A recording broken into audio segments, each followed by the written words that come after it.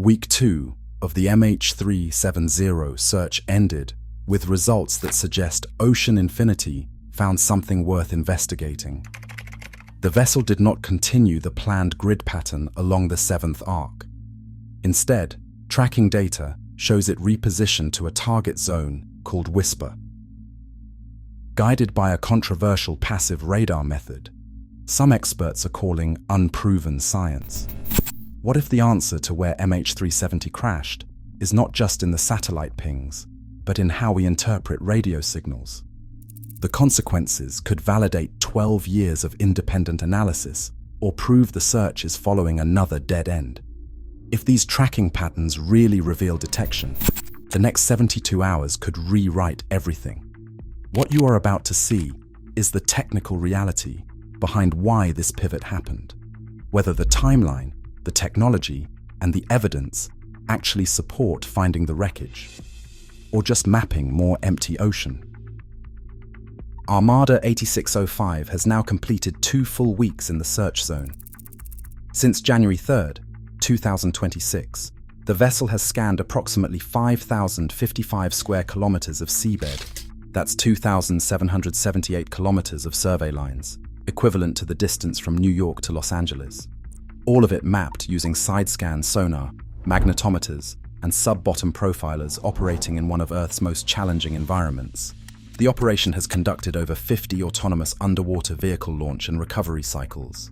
Each deployment takes approximately 2 hours, while recovery operations range from 30 minutes to 4 hours, depending on sea conditions.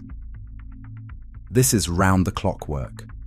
The search runs 24 hours a day, including at night. When surface conditions become too rough for deployment, the AUVS continues scanning underwater, operating independently of the surface vessel and backtracking to fill gaps in coverage. Daily coverage rates have varied significantly, ranging from 113 to 534 kilometers. This variation reflects the dual challenges of seabed complexity and weather interruptions. On January 3rd, one AUV developed a technical fault during its mission. The unit was recovered, inspected, and returned to active duty after repairs, causing no lasting setback to the search schedule.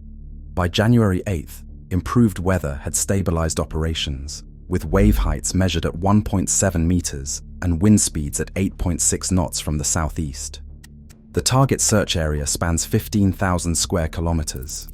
At current rates, full coverage would require approximately 30 more operational days. But around January 15th, something changed. The vessel's movement pattern shifted, not along the planned corridor, but northeast, toward an area that wasn't on the original search map. That area has a name: Whisper. If you want to follow this search like it's happening in real time, hit subscribe. I track every move so you don't have to.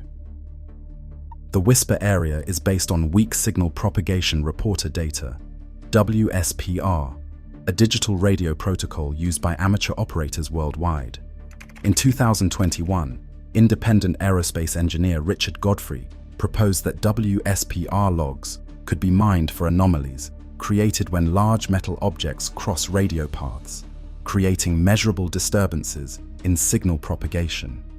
Godfrey analyzed WSPR data from March 2014, looking for disruptions that aligned with MH370's known route while under radar surveillance, then extended the analysis into the ocean, where the plane vanished from conventional tracking. The result was a reconstructed flight path terminating at a specific location, 29.128 degrees south, 99.934 degrees east, an area not prioritized by earlier searches. To support his claims, Godfrey conducted blind tests using flights with known positions, reporting perfect accuracy in identifying both aircraft type and location. However, these results were published in technical notes, not peer-reviewed journals, making them controversial within the scientific community. In late 2024, researchers at the University of Liverpool examined the WSPR approach. Their review found that Boeing 777-sized aircraft could, under certain conditions, create measurable disturbances in WSPR signals. Yet they stopped short of endorsing any specific flight path for MH370, instead calling for further investigation into the method's reliability. The Malaysian government, the families, and Ocean Infinity all knew about Whisper. It was officially described as being in the mix for future searching, but it was not part of the original search plan until now. The current search area lies approximately 1,933 kilometers west-northwest of Perth, within one of the probability zones suggested by earlier drift models. The operation now underway is the first real-world test of whether radio path anomalies can meaningfully narrow a deep ocean search. The Hugin 6000 autonomous underwater vehicles use three primary detection methods. First, side-scan sonar creates shadow images of the seabed.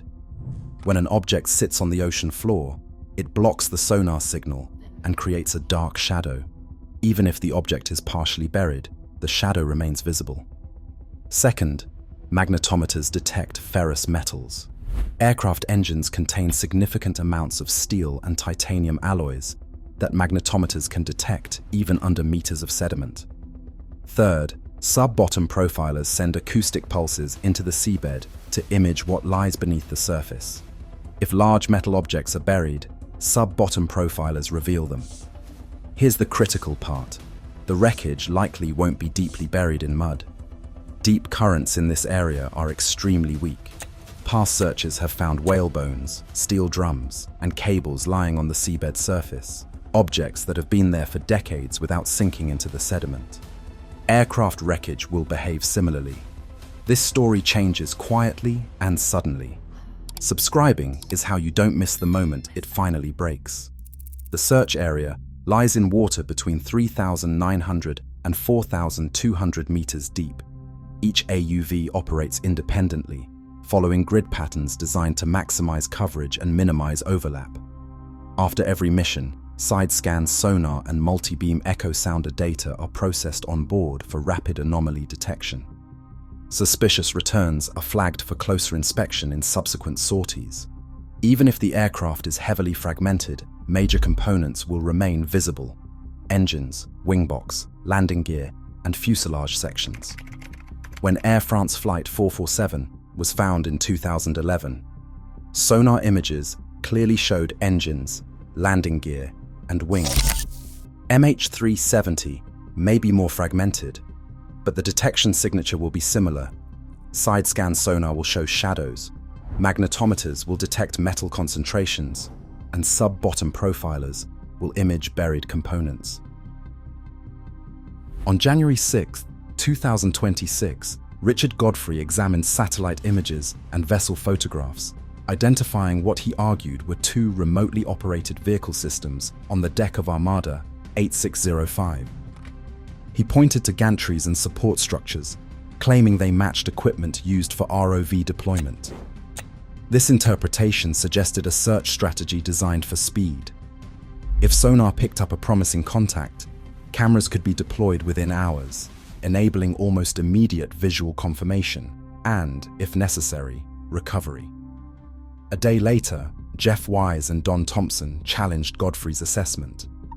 They scrutinized the same deck images and concluded the visible containers were refrigeration units, not ROV systems. In their view, Armada 8605 lacked the specialized winches, umbilical management systems, and control vans essential for deep-sea ROV operations. They argued the vessel was equipped solely for autonomous scanning, not recovery, meaning any significant find would require a separate mobilization, either returning to port or dispatching a dedicated recovery vessel, potentially stretching the interval between detection and confirmation from days to months. As of January 8, 2026, Ocean Infinity has not clarified the vessel's true capabilities. Both sides of this debate rely on open-source data, not classified operational plans. But here is what the debate misses. Magnetometer data does not necessarily require visual confirmation. If a large metal signature is detected at the correct depth and location, that alone provides compelling evidence. Visual confirmation would be ideal, but it may not be necessary to validate a find. The vessel's movement toward Whisper is not speculation, it's documented in tracking data. Ocean Infinity did not announce this shift publicly, they simply repositioned. This suggests two possible scenarios. First, the original search corridor along the 7th arc has been systematically covered, the data analyzed, and the results are negative. Ocean Infinity is now testing the next most credible hypothesis, the Whisper location, based on passive radar analysis. Second, preliminary magnetometer or sonar data detected an anomaly worth investigating that falls within the Whisper zone. Either way, the pivot is significant.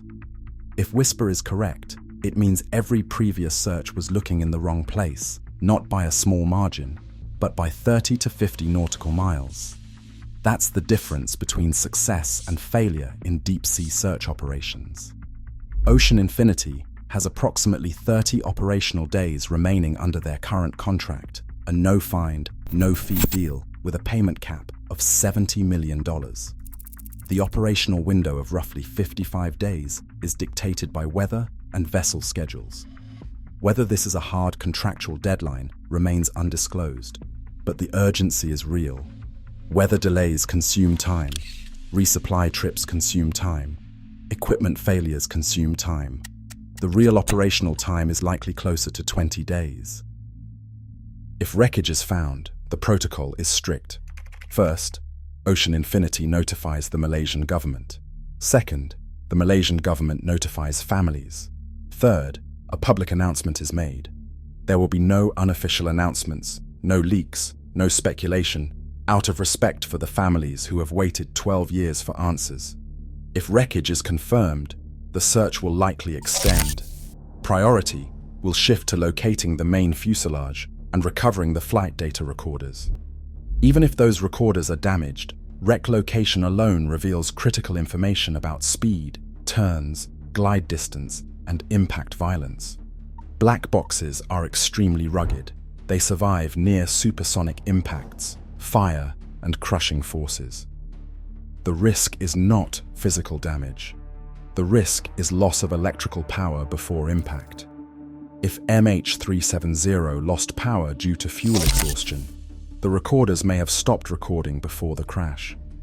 But even without recorder data, wreck location changes everything, because location reveals intent.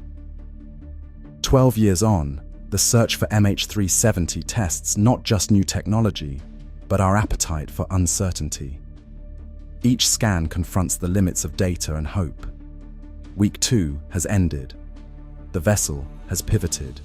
The tracking data shows a shift toward Whisper, an area based on passive radar analysis that wasn't part of the original plan. The next 30 days will determine whether this search succeeds, or whether MH370 remains unsolved indefinitely. As the world waits, one truth endures: disappearance is not the same as closure. If you want to follow this search like it's happening in real time, hit subscribe. I track every move so you don't have to. Let me know your thoughts below.